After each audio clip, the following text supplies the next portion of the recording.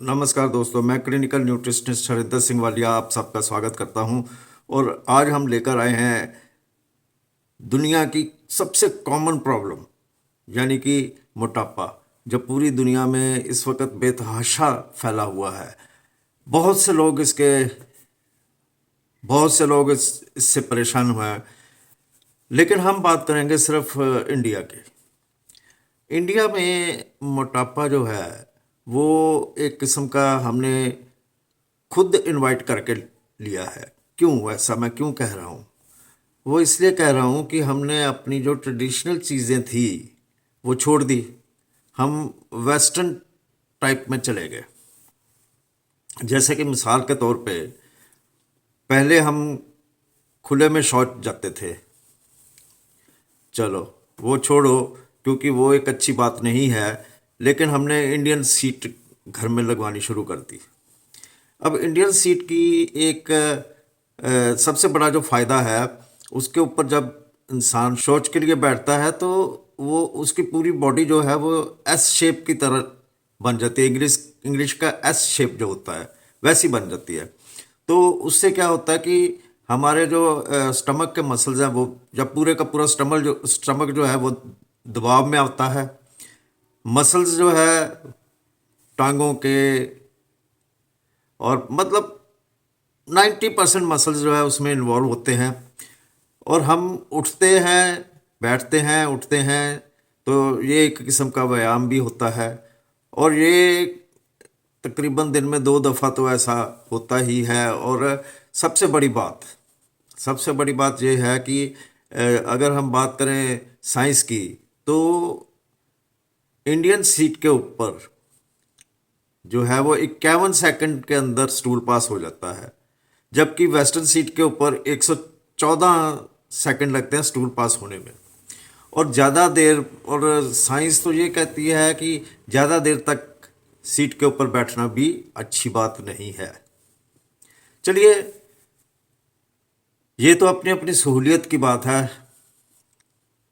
तो इसमें क्या कहा जाता है? अब आ जाता है कि मोटापा जो है वो होता क्यों है।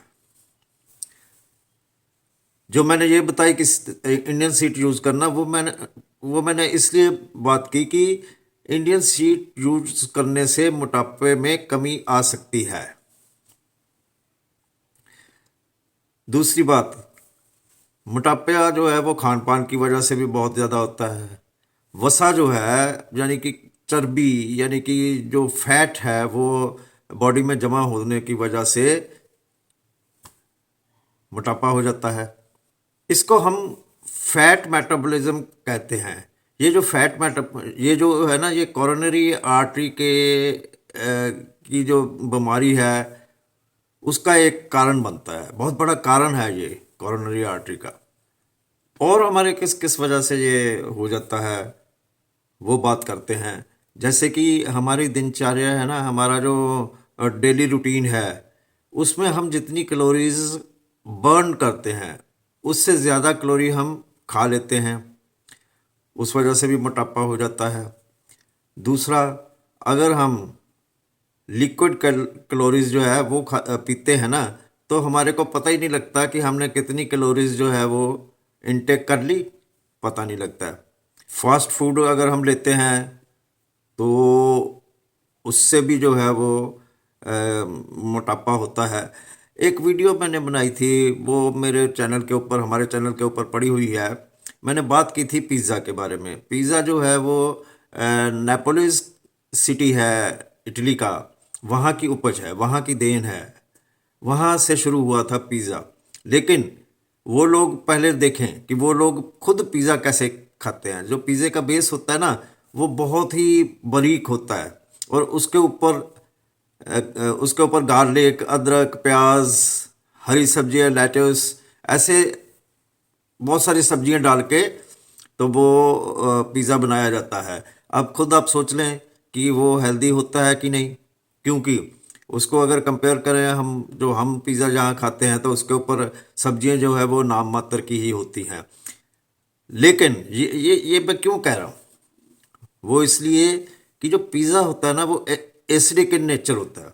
लेकिन जो सब्जियां होती हैं वो एसिडिक नहीं होती, वो एल्कलाइन होती हैं। और हाँ, एक और बात, कंप्यूटर, टैबलेट, टीवी, फोन, इसको भी देखने से, यानी कि ज़्यादा देर बैठे रहने से, ये जब देखते हैं ना तो वो जितने घंटे हम देखते हैं वो सेडेंट्री लाइफस्टाइल में आती हैं। दिन के समय सोना ये भी एक कारण है मोटापे का।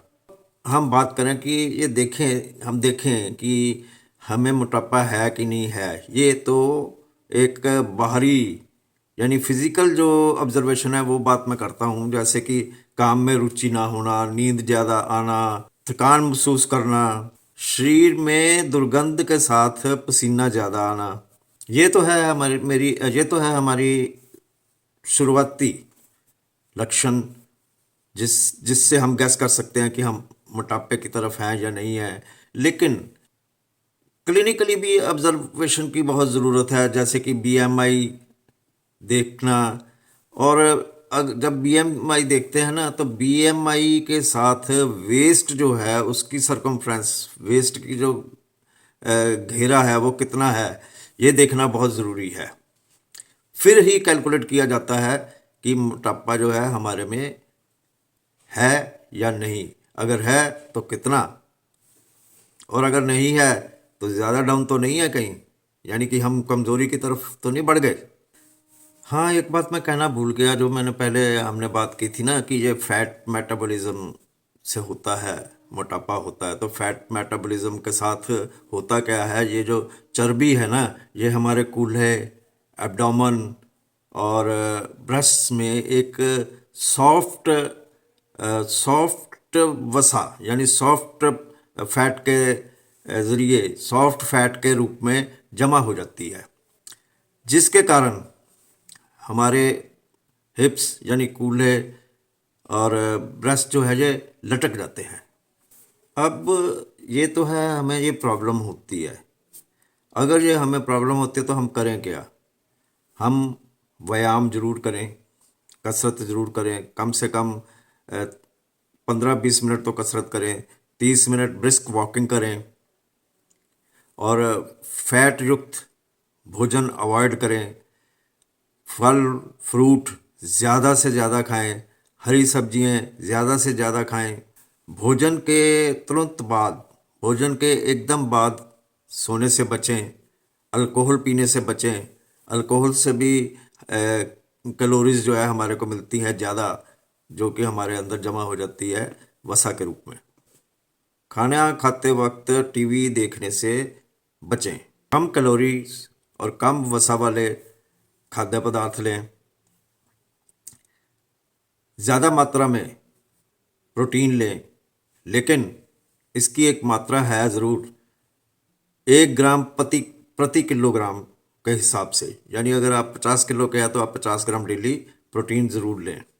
इससे कम लोगे तब नुकसान है, लेकिन अगर इतना लेंगे तो हमारे को भूख कम लगेगी और हम कम खाना खाएंगे।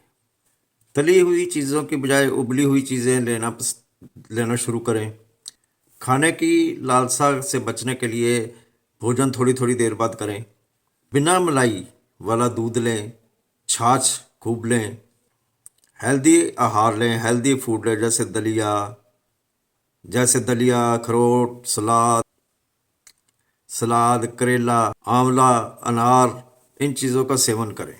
हाँ, हर रोज़ भोजन में पत्ता गोभी का सेवन ज़रूर करें, क्योंकि ये जो है शर्करा को वसा में बदलने से रोकती है पत्ता गोभी। पीने के लिए ल्यूकवार्म वाटर का प्रयोग करें। नींबू लें किसी रूप में भी। उच्च कार्बोहाइड्रेट वाली सब्जियां जैसे आलू, चावल, ये इनको लिमिट करें, इनको कम करें, खाने के लिए इनको कम करें। अधिक मीठे पदार्थ ना लें, और साथ ही अधिक नमक भी नहीं लेना है। और हाँ, ज़मीन पर बैठने से पाचन क्रिया जो है वो तंदुरुस्त होती है। सो कोशिश करें कि ज़मीन पर बैठकर भोजन करें, बहुत फ़ायदा मिलेगा। सो उम्मीद करता हूँ कि आपको मेरी ये वीडियो पसंद आई होगी। अगर वीडियो पसंद आई है तो मेरे चैनल को सब्सक्राइब, लाइक, शेयर ज़रूर करें, और अगर नहीं पसंद आई तो इसको डिसलाइक भी ज़रूर करें। सो बहुत जल्द ही मिलूँगा एक नई वीडियो लेकर। और तब तक के लिए मुझे दें इजाज़त। शुक्रिया।